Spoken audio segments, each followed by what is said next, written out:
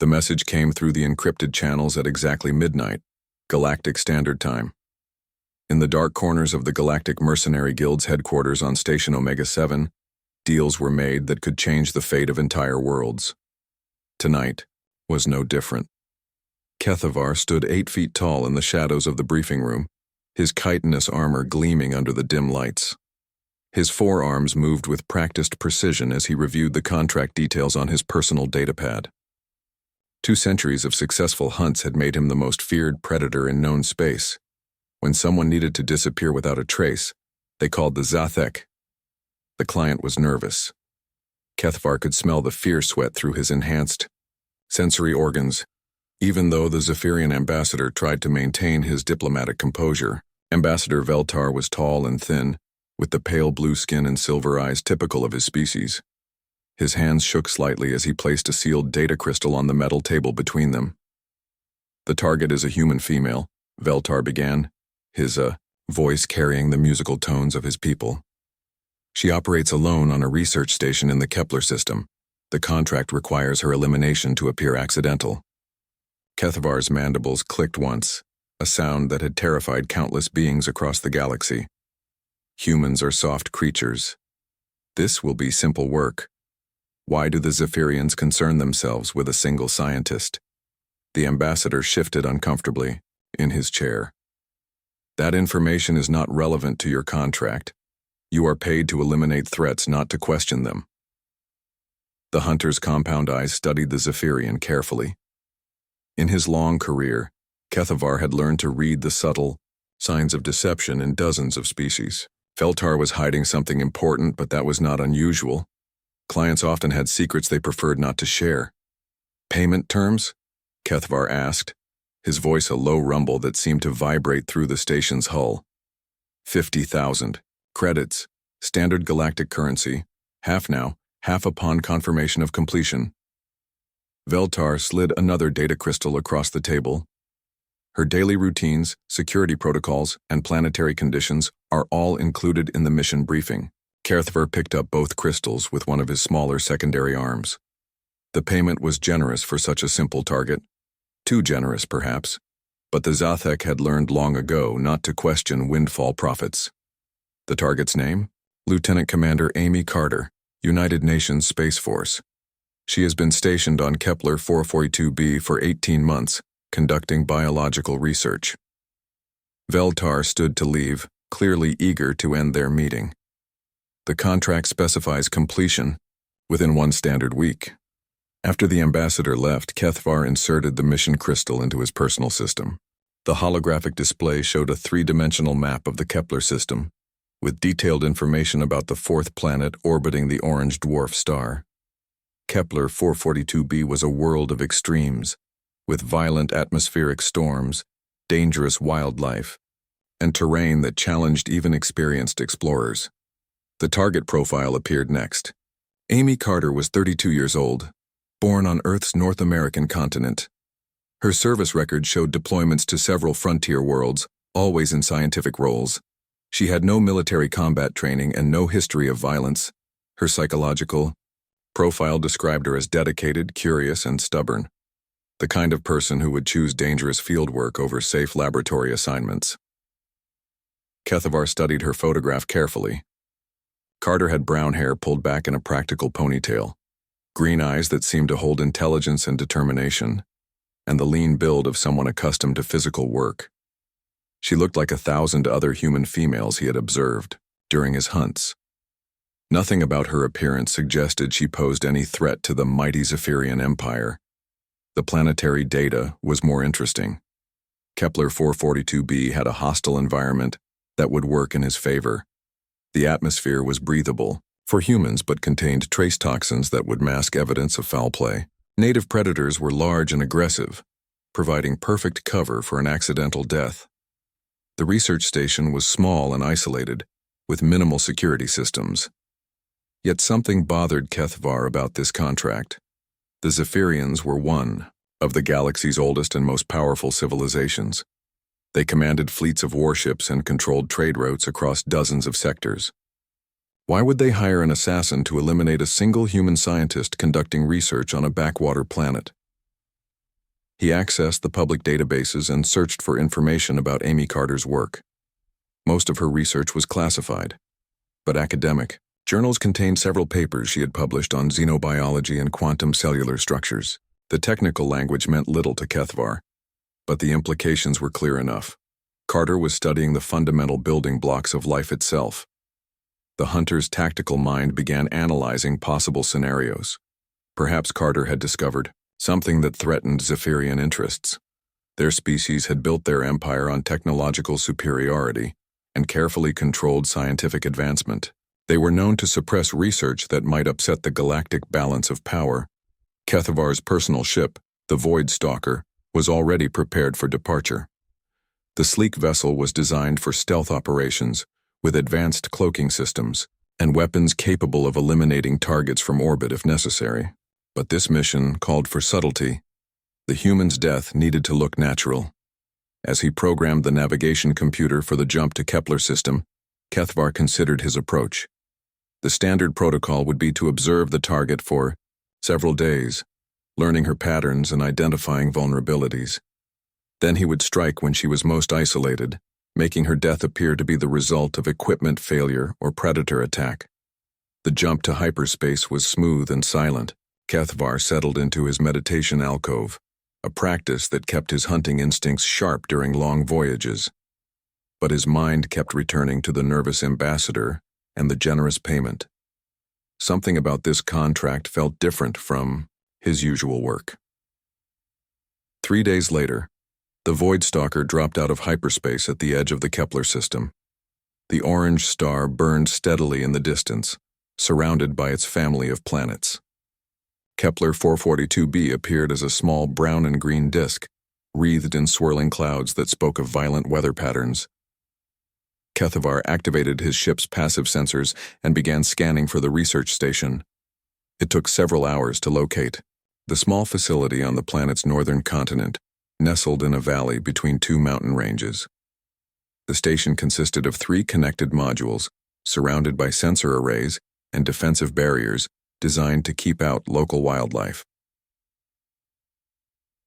From orbit, he could detect the heat signature of a single human occupant. Amy Carter was going about her daily routine, apparently unaware that death was approaching from the stars above. The hunter prepared his equipment with methodical care: portable cloaking device, environmental suit rated for the planet's atmosphere, long-range scanner, and his traditional weapons. The Zethek preferred to kill with claw and fang when possible, believing that personal contact with prey was essential to maintaining their warrior spirit. As his ship entered the planet's atmosphere, under cloak, Kethvar felt the familiar excitement that came before a hunt. Soon, Amy Carter would join the long list of beings who had fallen to his skills. The contract would be completed, the payment collected, and he would return to the guild to await his next assignment. But deep in his predator's heart, something whispered that this hunt would be different from all the others. The human scientist waiting below had already begun to change his fate, though neither of them knew it yet. The surface of Kepler 442b was worse than the mission briefing had suggested. Kethvar crouched behind a cluster of crystalline rocks, watching violent storms roll across the distant mountains. Lightning split the orange sky in jagged patterns, and the air tasted of sulfur and ozone. This was a world that killed the unwary, which made it perfect for his purposes. Through his enhanced vision, he could see Amy Carter's research station 3 kilometers away. The small complex looked fragile against the hostile landscape, like a child's toy left outside in a hurricane. But as Kethvar studied the facility more carefully, he began to notice details that impressed his hunter's mind. The defensive barriers were positioned with tactical precision, creating overlapping fields of protection that would funnel attacking predators into kill zones. The sensor arrays were more sophisticated than standard civilian equipment, suggesting Carter had made significant modifications to her security systems. Even the landing pad showed signs of careful maintenance and strategic thinking. For 18 months, this human female had survived alone on a world that claimed the lives of experienced explorers. Either she was extremely lucky, or more capable than her personnel file indicated. Kethvar's predatory instincts favored the latter explanation. He spent the first day observing her routine from various concealed positions around the valley. Carter rose before dawn each morning, performed equipment checks with methodical precision, then ventured into the field to collect samples from the local ecosystem. She moved with confidence across terrain that would challenge most beings, using natural cover and established paths that avoided the territories of major predators. During the afternoon, she worked inside her laboratory module, analyzing the specimens she had gathered. Through thermal imaging, Kethvar could see her moving between workstations, often pausing to make notes or adjust delicate instruments. Her dedication to her research was evident in every action, but it was during the evening hours that Carter truly surprised him. Instead of relaxing after a hard day's work, she spent time maintaining and upgrading her equipment. Kethvar watched through his scope as she repaired damaged sensors, modified defensive systems, and even performed maintenance on a small atmospheric flyer that had seen better days. This was not the soft, helpless scientist he had expected to find. Amy Carter was a survivor who had adapted to her environment with remarkable skill. The realization brought an unfamiliar feeling to Kethvar's chest.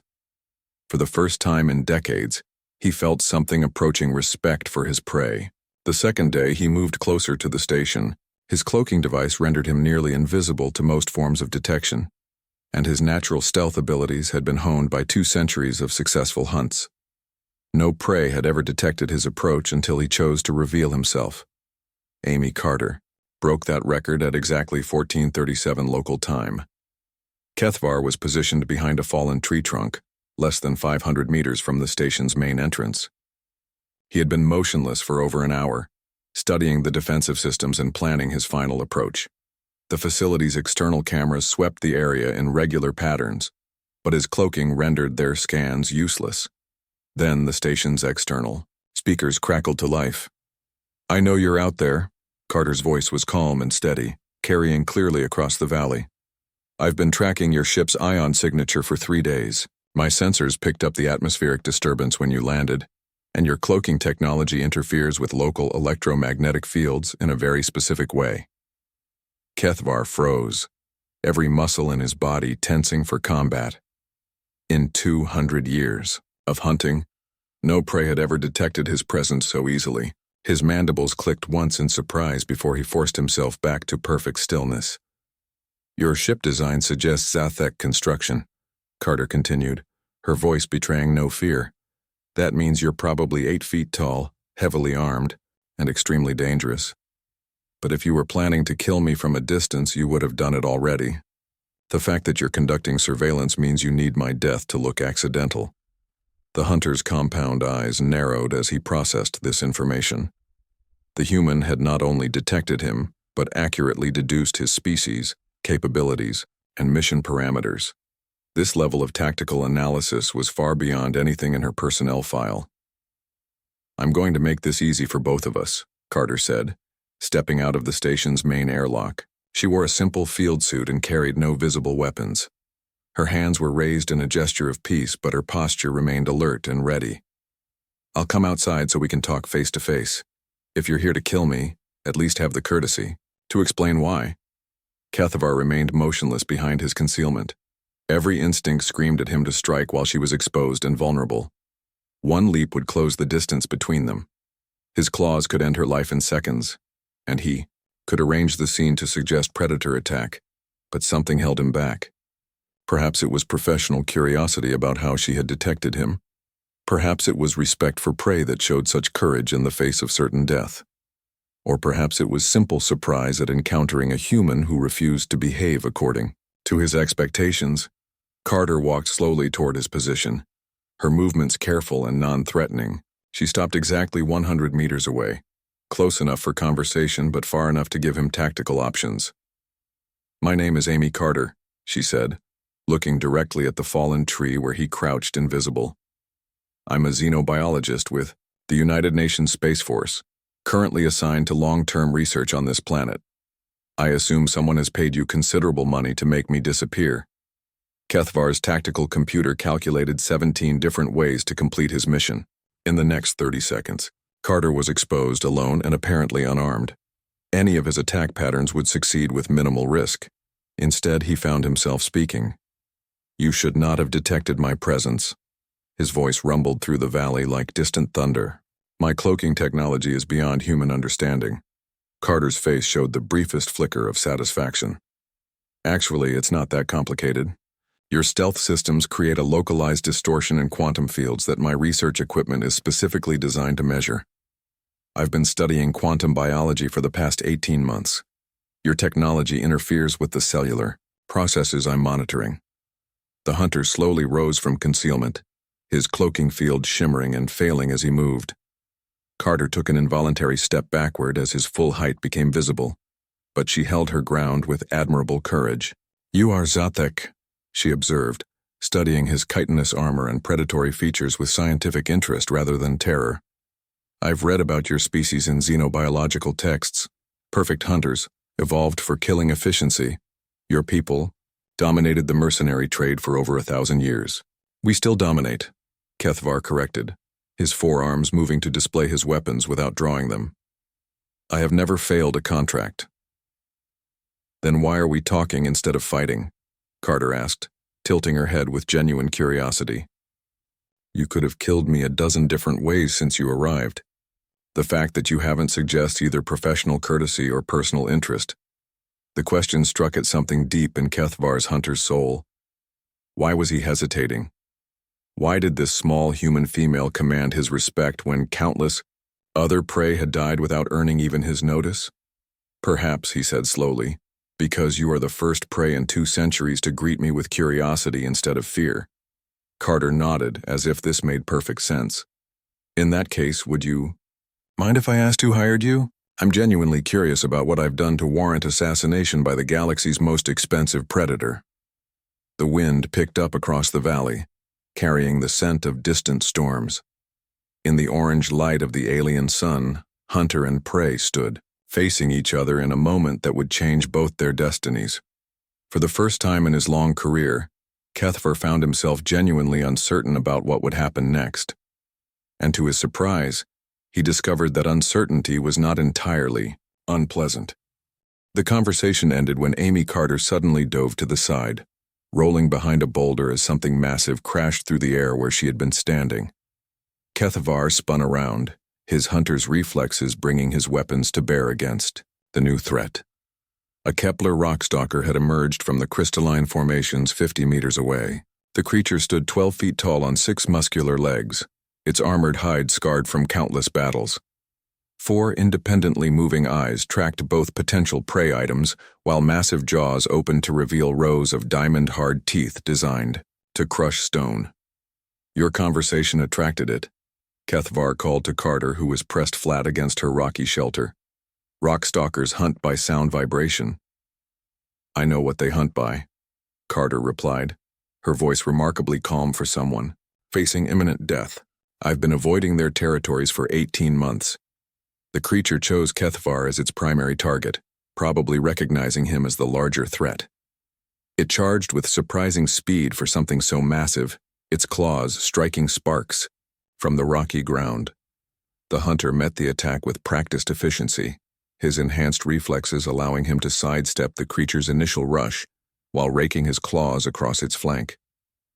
The rockstalker's hide was tougher than most armor plating. Kethvar's claws left shallow scratches but failed to penetrate deeply enough to cause serious damage. The creature spun with fluid grace, its tail whipping around to catch the hunter across the chest and send him flying into a cluster of boulders. Carter used the distraction to move, sprinting toward her research station with impressive speed.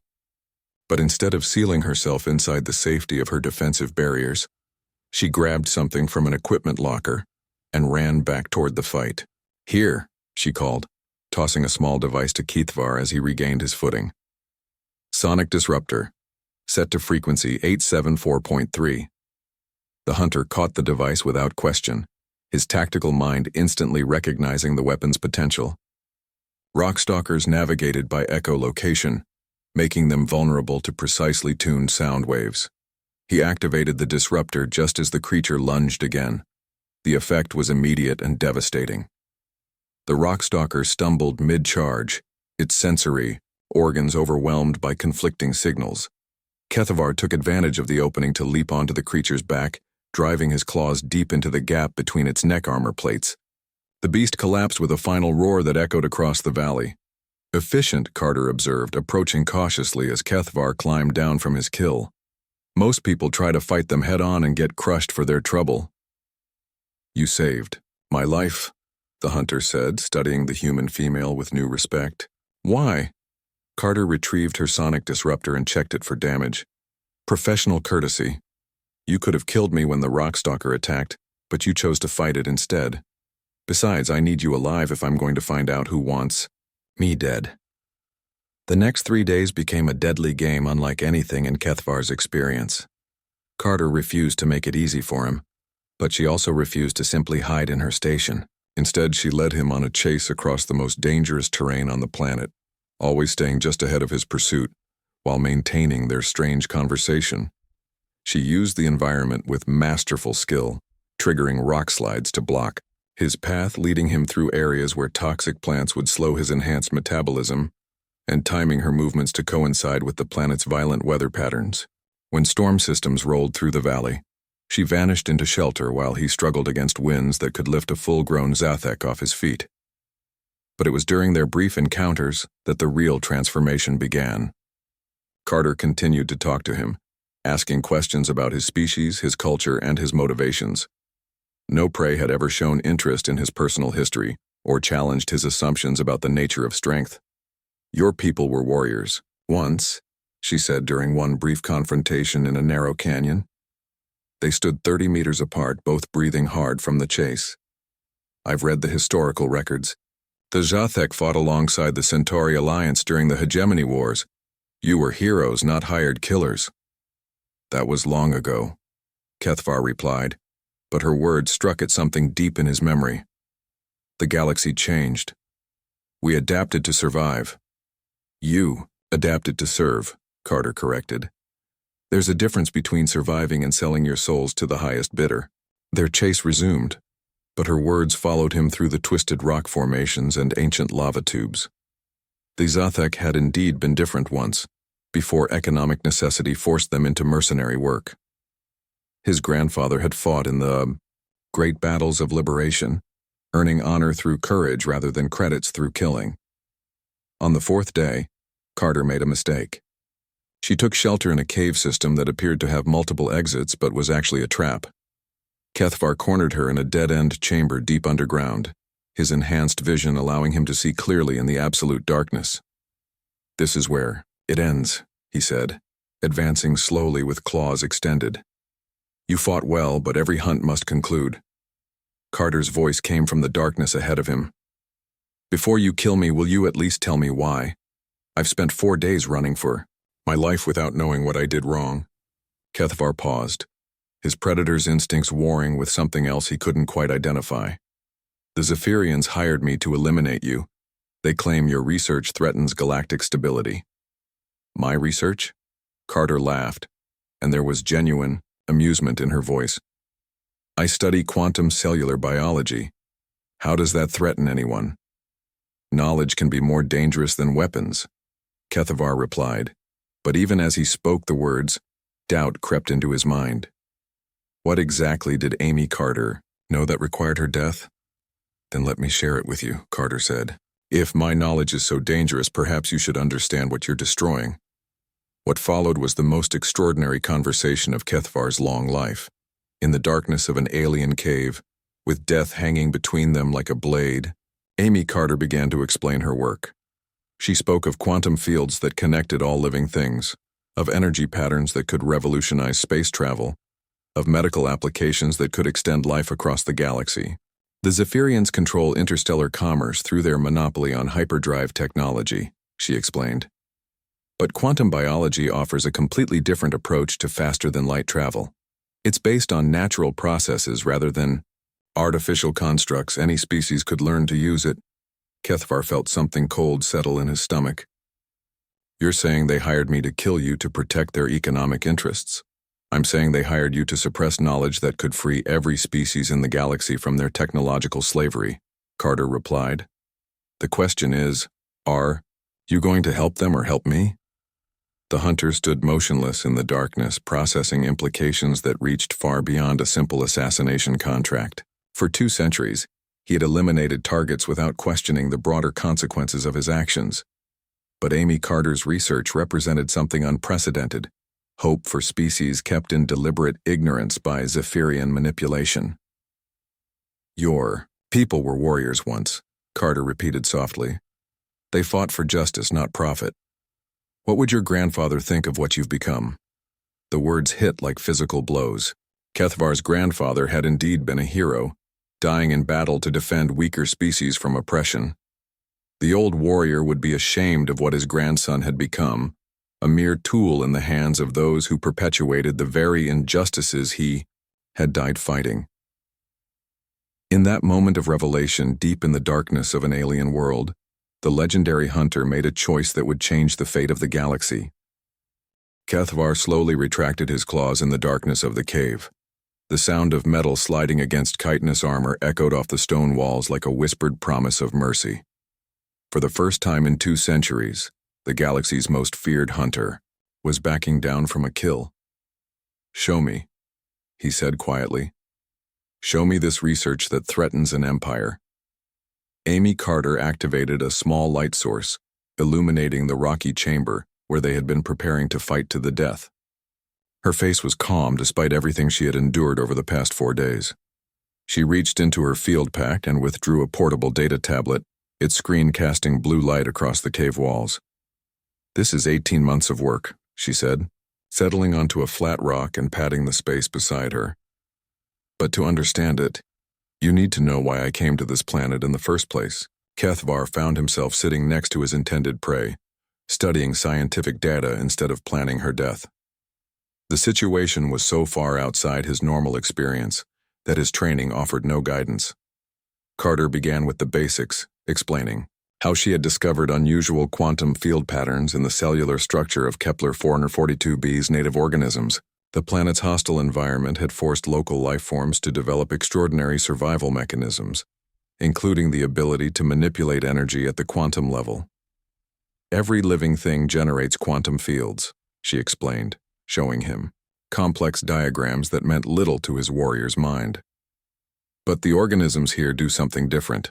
They can link their quantum signatures across vast distances, sharing energy and information instantaneously." "Like telepathy?" Kethvar asked. "More than that, they can actually transfer matter and energy through quantum entanglement. A plant on one continent can share nutrients with its offspring on another continent, faster than light could travel between them."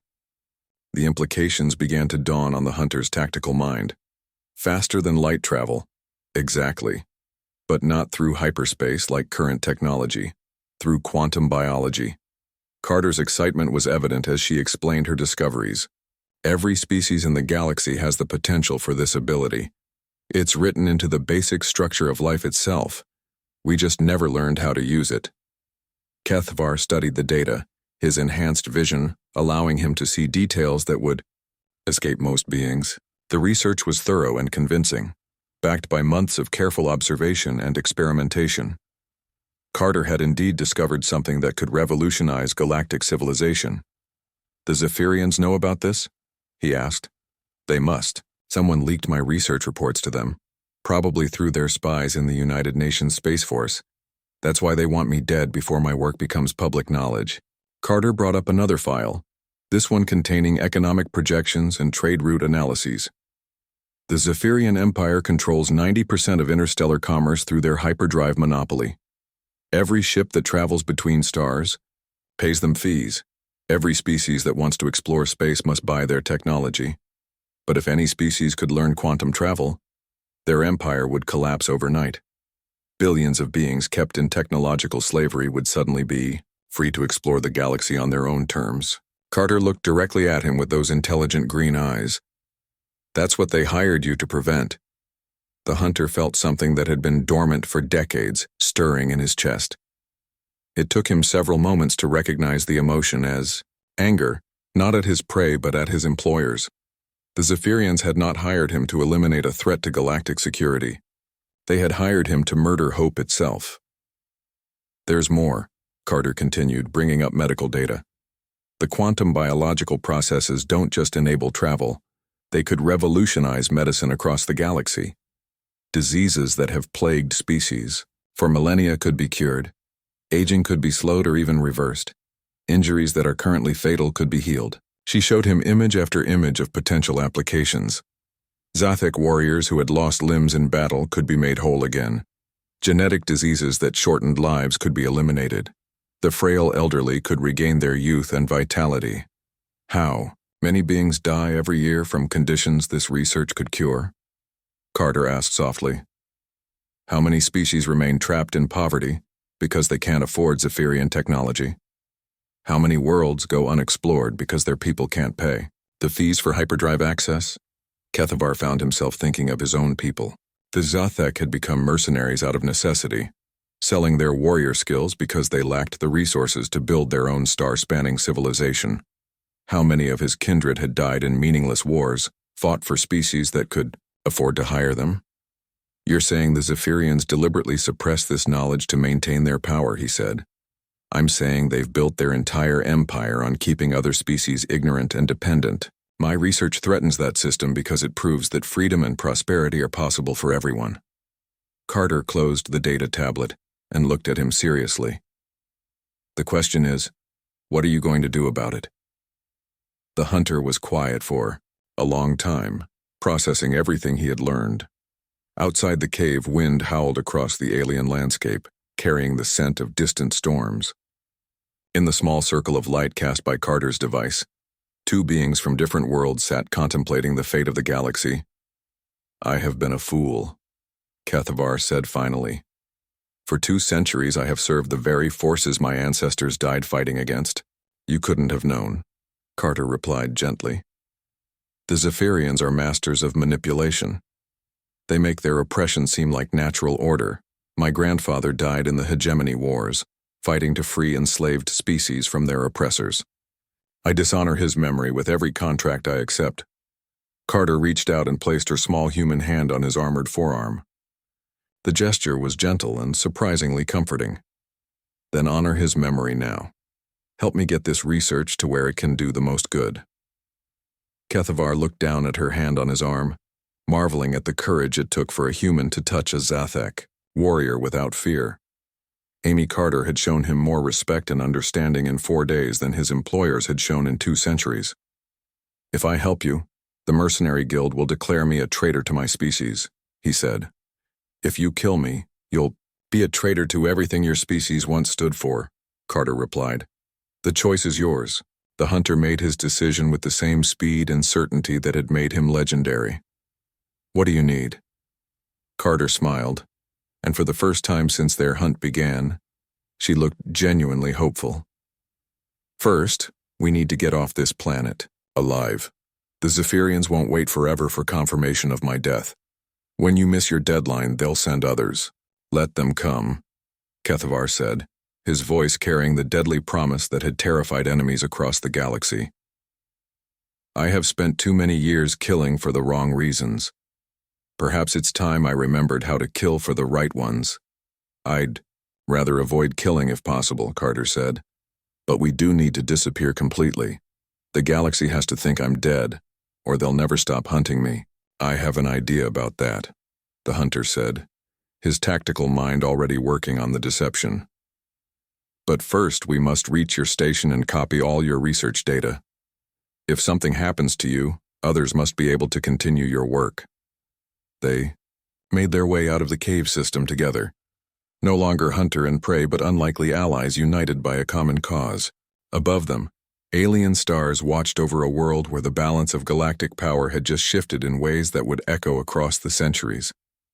The legendary assassin Kethavar was about to commit the greatest betrayal in Mercenary Guild history. And Amy Carter was about to discover that sometimes the most dangerous predators make the most powerful protectors. The plan was dangerous and required perfect timing. Kethavar stood in Amy Carter's laboratory, watching her prepare for what would either be their greatest success or their final failure. 3 days had passed since their alliance began, and already they could detect ships entering the outer system. More hunters, Carter observed, studying the sensor readings on her modified equipment. The Zephyrians are getting impatient. 2 ships, probably Krex assault teams, Kethavar confirmed, his enhanced hearing picking up the distant rumble of approaching engines. They will arrive within 6 hours. Carter finished copying her research data onto multiple storage devices, each one small enough to hide in various pieces of equipment. Are you certain this deception will work? The Guild accepts my reports without question. In 2 centuries, I have never filed a false completion notice. Kethvar examined the items they had prepared for his return journey. Your personal effects? Damaged field equipment and biological samples that could plausibly be remains after a predator attack. Carter picked up her torn field jacket, now stained with animal blood and bearing claw marks that matched Kethvar's weapons. It feels strange, planning my own fake death. Death can be a form of freedom, the hunter replied. Sometimes the only way to escape a cage is to convince your captors the bird has died. Outside, storm clouds gathered over the research station. The approaching weather would provide perfect cover for their escape, but it also meant they were running out of time. The Krex hunters would wait for the storm to pass before beginning their search, giving Carter perhaps 12 hours to disappear completely. Kethvar activated his ship's communication system and transmitted a coded message to contacts he hadn't spoken to in decades. During his long career, he had encountered others who questioned the morality of their work. Some had disappeared into the Outer Rim territories, creating new lives away from Guild influence. These forgotten allies would help Amy Carter vanish into the shadows between stars. The transport will meet you at coordinates I've uploaded to your navigation system, he told her. Captain Jake Morrison runs supplies to frontier colonies. He asks no questions and keeps no records. Carter nodded, shouldering a pack that contained only essential supplies and her research data. Everything else would remain behind to support the illusion of her death. What about you? Won't the Guild become suspicious if you suddenly change your behavior? Perhaps, but change was inevitable once I learned the truth about my employers. Kethvar checked his weapons one final time. Some of my people will call me traitor. Others may finally remember what we were before we became tools of oppression. The storm hit with typical Kepler violence, turning the sky black and filling the air with lightning. Carter sealed her research station systems and activated a delayed destruction sequence that would eliminate any evidence of her real work. To outside observers, it would appear that equipment failure during the storm had compromised the facility's defenses. Time to go, Kethvar said, leading her toward the concealed exit they had prepared. Remember, from this moment forward, Amy, Carter is dead. You must become someone else entirely. I understand. Carter took one last look at the laboratory where she had made her world-changing discoveries. Will I ever see you again? The hunter paused at the threshold. In all his years of killing, no prey had ever asked to see him again. Perhaps the galaxy is changing and change brings unexpected reunions. They traveled through the storm to a hidden canyon where Kethvar's ship waited. The Void Stalker's cloaking systems hid it from orbital sensors, but it would not remain secret once the Krex hunters began their detailed search. Carter had to leave the planet before that happened. The farewell was brief, but meaningful. Amy, Carter, soon to be declared dead by the galaxy's most trusted assassin, climbed aboard a smuggler's ship that would carry her to a new life among the outer colonies. Her research data, copied onto dozens of storage devices, would begin its slow spread through networks of scientists and resistance groups. Kethvar watched the transport disappear into hyperspace before returning to collect the evidence of his supposedly successful hunt. He arranged the scene at Carter's station with professional skill, scattering her belongings and creating signs of struggle that would convince even experienced investigators. The biological samples were the most difficult part of the deception. Kethvar had hunted creatures on distant worlds whose DNA was similar enough to human to fool basic scanners. Mixed with Carter's blood from minor cuts and presented as remains discovered after predator attack, they would pass any examination the Guild might conduct. When the Krex hunters arrived, they found Kethvar waiting calmly at the research station. His reputation preceded him, and the younger hunters showed proper respect for the legendary assassin who had never failed a contract. Target eliminated, he reported simply. Local predators complicated the mission, but the objective was accomplished, according to specifications. The Krex team leader, A scarred veteran named Thex examined the evidence with professional interest. Clean work. The human lasted longer than expected? 4 days. She was more resourceful than her file indicated, but the planet's environment worked in our favor. Kethvar handed over Carter's damaged equipment and the biological samples. The Zephyrians will be pleased. Thex nodded, sealing the evidence containers for transport back to Guild headquarters. Another successful hunt for the legendary Kethvar. The younglings speak of you with awe. Perhaps they should choose better heroes, the hunter replied. But his words were lost in the storm's howling wind. The return journey to Guild headquarters took 3 standard days. Kethvar spent the time in meditation, preparing for the challenges that lay ahead. His false report would be accepted without question, but his changed attitude toward future contracts would eventually raise suspicions. Ambassador Veltar was waiting when Kethvar arrived at Station Omega-7. The Zephyrian diplomat's relief was obvious as he accepted confirmation of Amy Carter's death. "Excellent work," Veltar said, transferring the remaining payment to Kethvar's account. "The Empire is grateful for your efficiency in this matter." The human was eliminated as requested, Kethvar confirmed. Her research died with her. But even as he spoke the words, Kethvar knew they were false. Carter's research was very much alive, spreading through hidden channels to scientists and rebels who would understand its revolutionary potential. Within months, the first experimental quantum biology facilities would be established in remote star systems beyond Zephyrian control. The transformation began slowly but accelerated with each passing year. Young scientists who had received copies of Carter's data made breakthrough discoveries that built upon her work. Colonies that had remained isolated due to Zephyrian travel restrictions suddenly gained access to quantum transportation networks. Medical facilities in the Outer Rim began reporting miraculous cures for previously fatal conditions. Species that had been confined to single-star systems for centuries suddenly found themselves capable of exploring the galaxy without paying Zephyrian fees. The Empire tried to suppress the new technology, but quantum biology was too simple and too natural to control. Unlike hyperdrive systems that required rare materials and complex manufacturing, quantum biological enhancement could be achieved by any species with basic scientific knowledge. Within 5 years, the Zephyrian trade monopoly began to crumble. Independent colonies formed mutual aid networks that bypassed traditional commerce entirely. Species that had been dependent on Empire technology suddenly found themselves free to pursue their own destinies. Kethvar watched these changes from his position within the Mercenary Guild, taking contracts that aligned with his new moral compass while quietly supporting the growing resistance movement. Other Zathek hunters began asking questions about their role in maintaining galactic oppression. The guild itself started to fracture as more warriors realized they had been serving the wrong masters.